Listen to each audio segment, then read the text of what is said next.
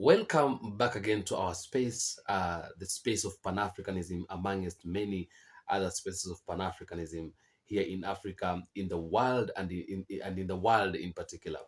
Thank you so much for those who are tuning in all the times and all the moments. I appreciate you so much. You are very important people. I just love you, and the love is unconditional. I thank you so very much. Now, I want to talk about something. I want to ask you something, the person and the people who are listening. Do you have a problem in Africa or what? Like, it's a question that I've been asking myself. The question that I've been really asking myself, because when I watch the leaders and when I watch African leaders, I I I get to a point when I don't understand what is really happening, and why is it that Africa is living the way it's living? Why is it that African leaders are behaving the way they are behaving? Sometimes I even think that African leaders, maybe they are people who are possessed with demons, they are bewitched, or maybe they're people who are just out of their minds. I even think sometimes some of them are just mad, because when you hear them speaking and when you hear them saying things, you really feel like these are people from God, like they're God sent people. Okay, because when they talk, they're talking like angels, and they're talking like people who are very good, people who would you would want to hear them talking time and again. Okay, but their actions are now very different from the speeches they are giving out. The speeches are good, the speeches they are very sweet, but the actions, like I don't think, I don't know how to put it, but it is just something that is disguising.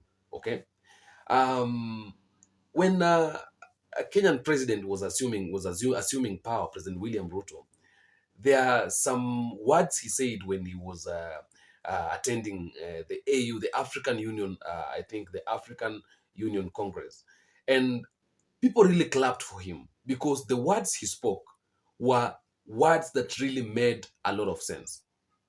He spoke like an angel. If you would have listened to him and the words he spoke like someone who is really looking forward for a change, someone who is ready for a change, someone who is going to to transform Africa. But at the end of the day, the things he came and started doing were totally different things from what he was saying in that meeting, from what he was saying in that Congress. People clapped for him. People stood up on their feet for him.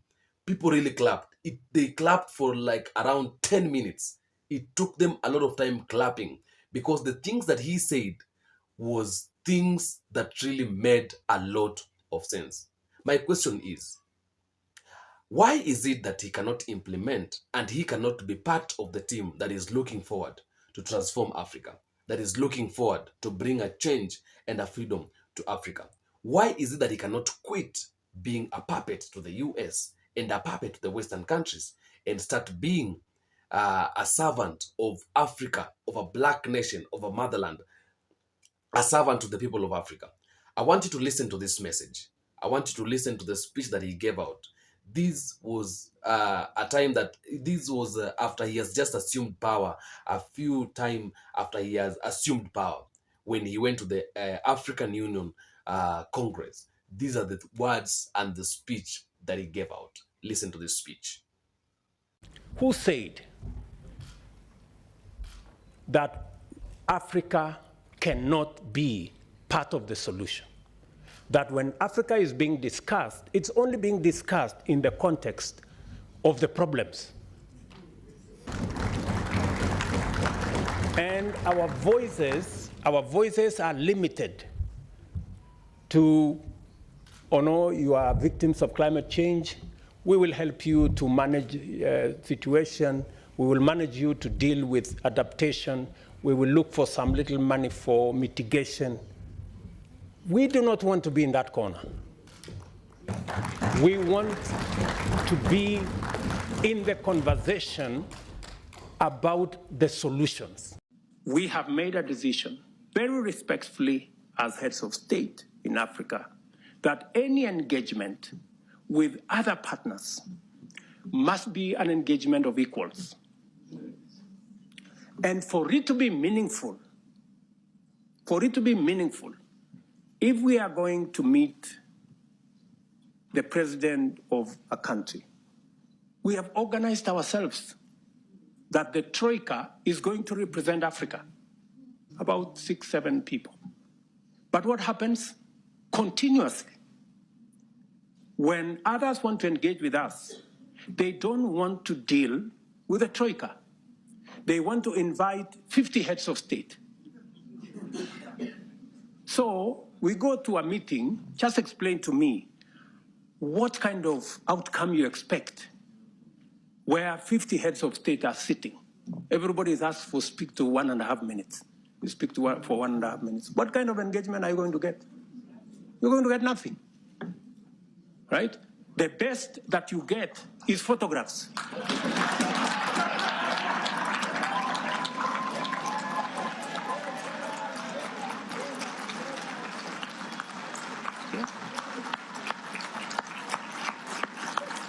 Precisely. You get these photographs, they normally line us up somewhere, crowd of 50 heads of state, and that's all we come home with. Welcome back again. You've heard the speech. He spoke like an angel. He has spoken like someone who wants a big change for Africans. He has spoken like someone who is looking forward for a change. He has spoken like someone who is looking forward to transform Africa. But I'm telling you, if you come to Kenya today, and if you see the things that are happening in Kenya today, you will just pray for Kenyans. You will pray for the youths of Kenya. You will pray for the mothers and fathers of Kenya. You will pray for the children in Kenya. You will pray for, I don't know what to say. I don't know how to put this. I've been talking to a certain doctor on my phone, and he was telling me that in Kenya right now, we don't have even a single HIV test kits in hospital.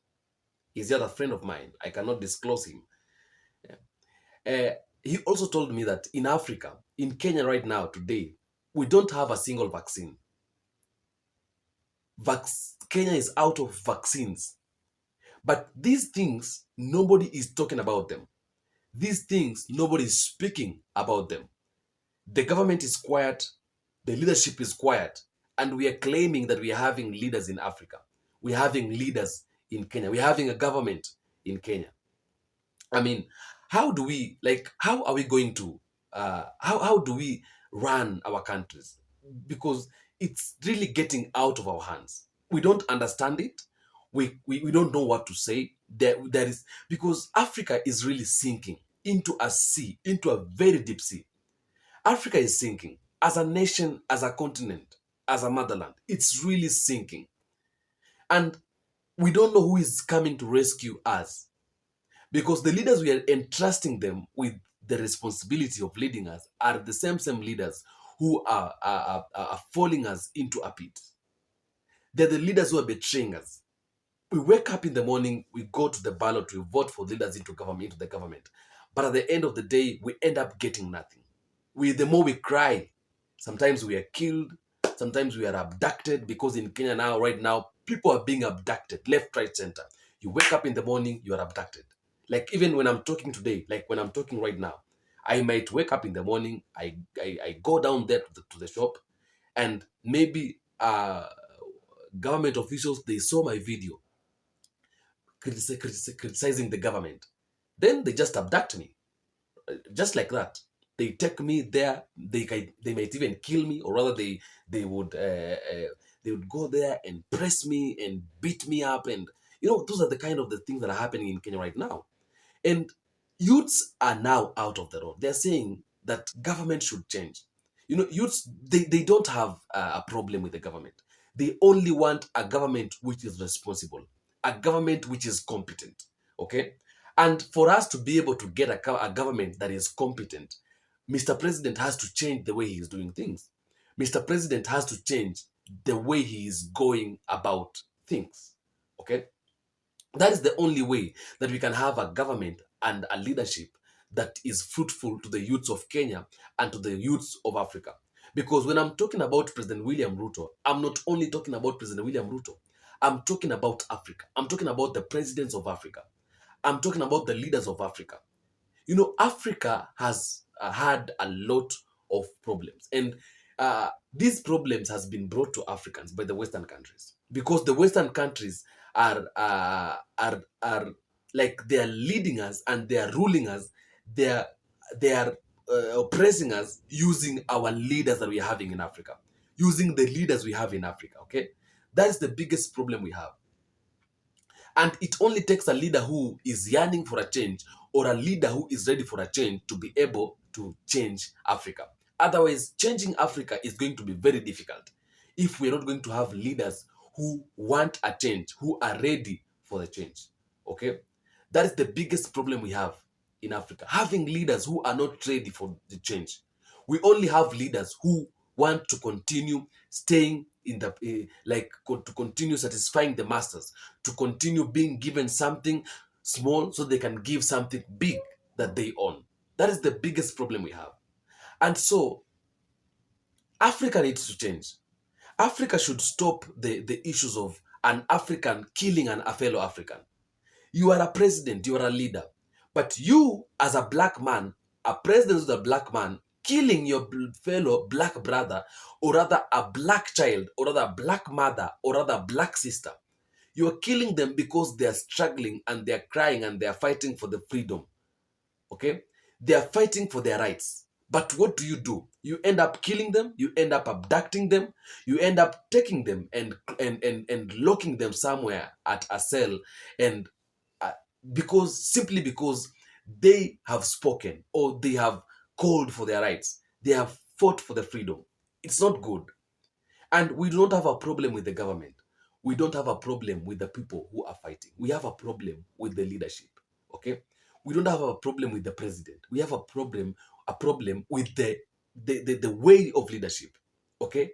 So African presidents and African leaders, I have come to realize that they are liars. They speak a lot of lies. They pretend to be angels, but in real sense, they are not angels. Okay? So we believe them thinking they are angels. Like, for example, the speech that William Ruto spoke, it was a very huge speech, a very big speech, a speech that really deserved a round of applause, a speech that people had to stand up and clapped for him, because it was a one in a million speech. And if he would have done whatever he said in that Congress, if he would have done whatever he said, if he would have joined hands with the people who are doing whatever he said in that meeting, I tell you today, Ruto would have been one of the best presidents ever in Africa. I'm telling you the truth. Because if Ruto decides to do something, he does it with passion. But now the problem is, he is doing bad things with passion, not good things. So I'm calling upon all African leaders. I'm calling upon all African presidents. I'm calling upon all African youths, all black people, wherever you are, be it in diaspora, be it here in Africa, be it in Caribbean. We need to join hands together and start fighting for the nation of Africa, for the motherland, for the continent of Africa. Because Africa is being taken over by the white people. Africa has been taken over, has been ruled by the Westerners for quite some time. It's time for us to stand up and say no to all these things. It's time for us to take a step of saying no to all these things. Because if we are not going to do that ourselves, then we need we don't expect anybody else to come from outside Africa, a white man, or rather any other person from China, from the United States, from Russia, from the UK, to come and fight for the freedom of Africa. Africans, we need to wake up ourselves and fight for the freedom of Africa. And this needs to start with the leaders we are having. If the leaders we are having, they're going to support us, if they're going to start being truthful people, then Africa is going to change. Africa is home. Africa ni nyumbani. So we need to put our hands together. We need to wake up and stand together for the fight of Africa. Otherwise, we're not going to actually make it. It's going to be very difficult for us. So I'm calling upon all African leaders. I'm calling upon all African leaders, all African politicians. Let us wake up. Let us stand up and support Africa and fight for the freedom of Africa. That is what I want all of us to do.